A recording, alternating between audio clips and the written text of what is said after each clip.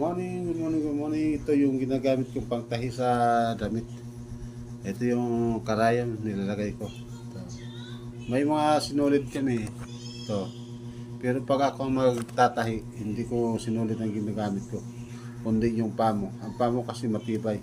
Numero 4 na itong gamit to. Kasi yung numero 3 na pamo binili ko rito para sa lambat ko ay nawala. Ayoko kung saan nilagay yun.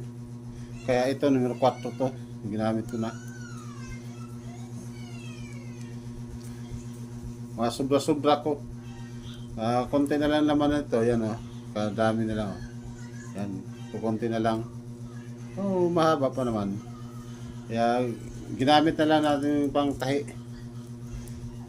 Kung mabusan ako na hindi pa ako makabili siguro ng pamo, ito kukunin ko. Pang tahi ko naman sa lambat ko. Okay, thank you for watching. Bye-bye!